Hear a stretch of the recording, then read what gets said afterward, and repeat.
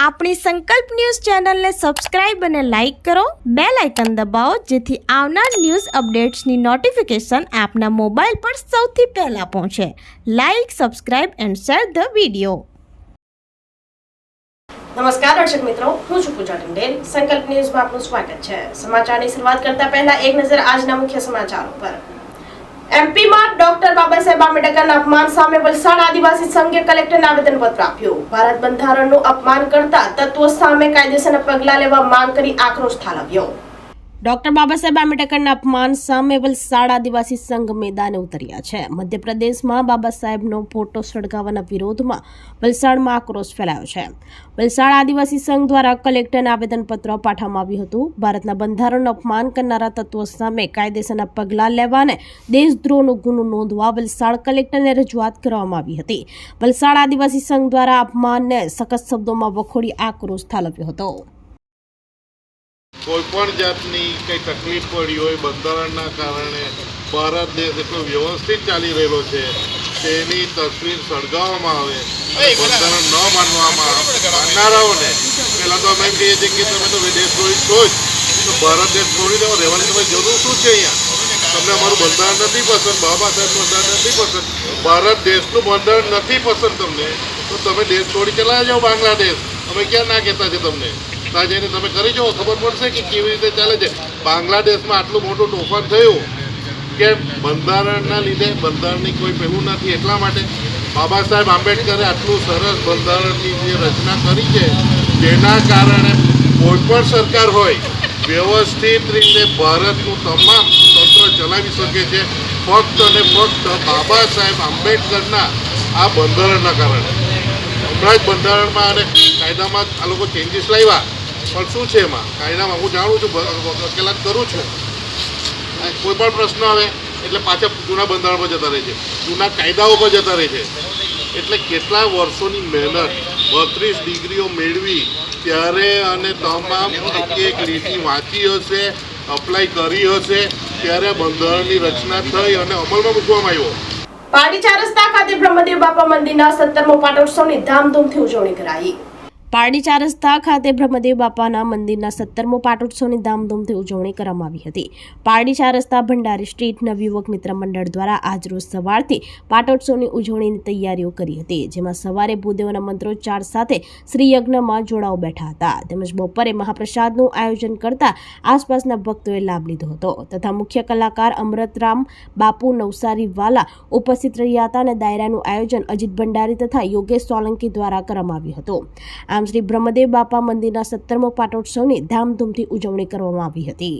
આ પ્રસંગે વડીલો, મહિલાઓ, યુવાઓ ઉપસ્થિત રહ્યા હતા.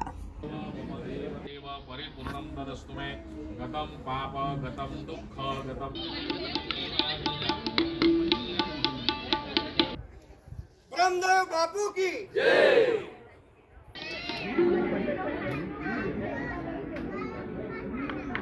બાપુ કી જય.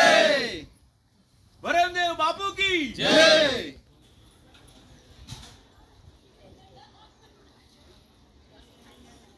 પારડીમાં વહેલી સવારે ઠંડી અને ધુમ્મસભર્યા માહોલ વચ્ચે વાહન ચાલકો હેડલાઇટ ચાલુ રાખી પસાર થયા. પારડીમાં વહેલી સવારથી વાતાવરણમાં ઠંડીનો અહેસાસ લોકોએ અનુભવ્યો હતો. પારડી શહેર તથા તાલુકાના ગ્રામ્ય વિસ્તારોમાં ઠંડીનો માહોલ સાથે સાથે વહેલી સવારે ધુમ્મસભર્યું વાતાવરણ જોવા મળ્યું હતું. રસ્તાઓ પર લોકો સ્વેટર, જેકેટ, મફલર, શાલ જેવા ગરમ કપડાં પહેરીને જોવા મળ્યા હતા અને વહેલી સવારના માર્ગ ઉપર પસાર થતા વાહન ચાલકો વિઝિબિલિટીને કારણે હેડલાઇટ ચાલુ રાખીને પસાર થયા હતા. વલસાડ સહિત પારડી તથા આસપાસના ગામડાઓમાં સવાર અને સાંજે લોકોને ઠંડીનો અનુભવ થઈ રહ્યો છે.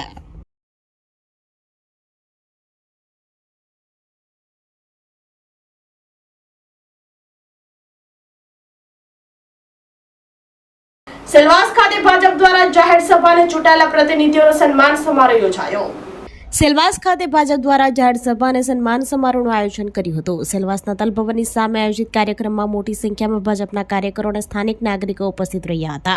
આ ખાસ કાર્યક્રમનો મુખ્ય હેતુ દાદરા નગર હવેલી, દમણ અને દીવ અને સેલવાસમાં વિવિધ સ્થાનિક સંસ્થાઓમાં જીતેલા ચૂંટાયેલા પ્રતિનિધિઓનું સન્માન કરવાનો હતો. કાર્યક્રમ દરમિયાન જિલ્લા પંચાયત સભ્યો અને પદાધિકારીઓ, મ્યુનિસિપલ કોર્પોરેશનના ચૂંટાયેલા સભ્યો, વિવિધ ગ્રામ પંચાયતના સરપંચો, મ્યુનિસિપલ કોર્પોરેશનના વોર્ડ અધ્યક્ષો અને ઉપાધ્યક્ષોને સ્મૃતિચિહ્નો આપી સન્માનિત કરવામાં આવ્યા હતા. ભાજપ પ્રમુખ મહેશ અગરિયા, પ્રભારી દુષ્યંત પટેલ, મહામંત્રી જિગ્નેશ પટેલ, હરીશ પટેલ વગેરે અગ્રણીઓ ઉપસ્થિત રહ્યા હતા. સમારંભને સંબોધતા પ્રદેશ પ્રમુખ મહેશ અગરિયાએ તમામ વિજેતા ઉમેદવારોને અભિનંદન આપ્યા અને તેમને જનતા પર વિશ્વાસ પર ખરા ઉતરવા જણાવ્યું હતું. ભાજપ પ્રભારી દુષ્યંત પટેલે જણાવ્યું હતું કે આ જીત કાર્યકરોની મહેનત અને વડાપ્રધાન નરેન્દ્ર મોદીની નીતિઓમાં જનતાના અતૂટ વિશ્વાસનું પરિણામ છે. કાર્યક્રમના અંતે તમામ કાર્યકરોને સરપંચો એક થઈ ભવિષ્યમાં રાજ્યના વિકાસ માટે સમર્પિત રહેવાની પ્રતિજ્ઞા લીધી હતી. વિધાનસભા 3 વખત, નગરપાલિકા, લોકસભા 3 વખત, જ્યારે ધારાસભ્ય હોય તો લોકસભા 10 થી 12 મોટી ચૂંટણીઓનો અનુભવ છે. ચૂંટણી લેવા જીતવા જ્યારે આપણે જઈએ છીએ તો કેટલી પ્રકારના વચનો આપણે આપીને આવ્યા છે. મારી વિનંતી છે, હાથ જોડીને વિનંતી કરું છું કે એવો એક પણ વાયદો તમે જે કરેલો હોય એ ચોક્કસ જઈને પૂરો કરવો પડશે. જીત મળી હતી એ બદલ આજે એમનો સન્માનનો કાર્યક્રમ રાખવામાં આવ્યો હતો. એ કાર્યક્રમમાં ખૂબ મોટી સંખ્યામાં લોકો જોડાયા હતા અને આજે ભારતીય જનતા પાર્ટીએ દાદરાનગર હવેલીમાં સાબિત કરી દીધું 3 સાંસદ, જિલ્લા પંચાયત અને નગરપાલિકા 3 કબજે કરીને આ પ્રદેશમાં ભગવો લહેરાશે. વલસાડ તિથલ રોડ ઉપર આખલાઓ બાખડતા રાહદારી અને વાહન ચાલકોમાં ભયનો માહોલ. વલસાડમાં ફરી આખલાઓનું યુદ્ધ જામ્યું છે. વલસાડના તિથલ રોડ વિસ્તારમાં આખલાઓ બાખડતા રોડ ઉપરથી પસાર થતા રાહદારી અને વાહન ચાલકોમાં ભયનો માહોલ ફેલાયો હતો. મુખ્ય રસ્તા ઉપર આખલાઓનું યુદ્ધ જામતા વાહનો થંભી ગયા હતા. માર્ગ ઉપર દોરોની લડાઈમાં કેટલાક નિર્દોષ લોકો અકસ્માતે ચડતા હોય છે. ત્યારે આ મામલે વારંવાર રજૂઆત કરવા છતાંય તંત્ર આખલાઓને પાંજરે ન પૂરતા લોકોએ રોષ વ્યક્ત કર્યો હતો.